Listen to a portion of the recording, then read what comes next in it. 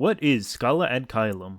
Spoilers for Kingdom Hearts Union Cross, Dark Road, 3, and Melody of Memory ahead. Scala ad Caelum is a world seen in multiple Kingdom Hearts games. The name is Latin for Stairway to Heaven. In Union Cross, Daybreak Town was destroyed and the world was fractured into many smaller worlds. Ephemer, the only Dandelion Union leader that wasn't sent into the future, wakes up on the land that originally was Daybreak Town. Master's Defender Keyblade and Book of Prophecies in hand, Ephemer, along with the other survivors, settles on an island and founds the city of Scala ad Caelum. Over the years, the city grows and grows into a sprawling world covering many different islands linked together by cable cars. Years later, Brain, a Dandelion Union leader that was sent into the future, wakes up in the middle of the city. A person named Sigurd is there waiting for Brain. Sigurd tells Brain that he was expected and says he needs to take him to headquarters, whatever that means. On the way, they come across a statue celebrating the founder of Scala, Ephemer. The next point in the timeline takes place in the upcoming mobile game Missing Link. Not much is known about this game at all right now, so we'll have to wait for the game to come out to learn more about the city. Further down the timeline in Kingdom Hearts Dark Road, Xehanort is born in Scala. This blue-robed figure believes Xehanort is the child of light. He brings Xehanort to Destiny Island so he can grow up in a safe place. Eventually, the blue-robed figure dies and Xehanort's future self guides him through a corridor of darkness back to Scala. However, the appearance of the city has changed dramatically. Xehanort is inducted into the local school of Keyblade wielders. As far as they are aware,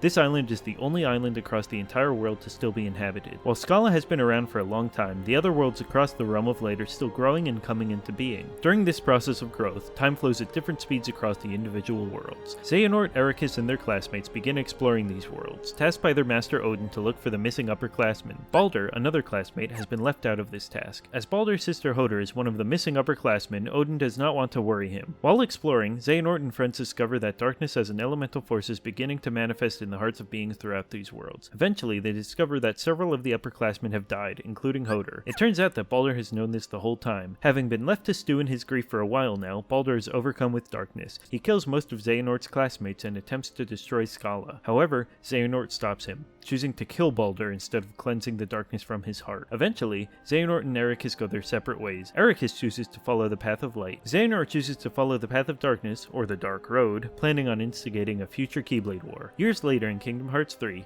Xehanort has executed his plan and the Keyblade War is fully underway. In order to delay Xehanort from using Kingdom Hearts to destroy the universe, Sora and friends use a portal within Xehanort to transport them to a manifestation of Xehanort's memory of Scala ad Caelum. There, Sora, Donald, and Goofy defeat Xehanort. After the fight, Sora disappears entirely. In the search for Sora, Mickey is tasked with learning more about Quadratum and the Lost Masters. To do this, Yensid tells Mickey to travel to Scala ad Caelum to look for information. But that's where we have to leave it for now. Hopefully we'll see more of Scala with Mickey in Kingdom Hearts 4.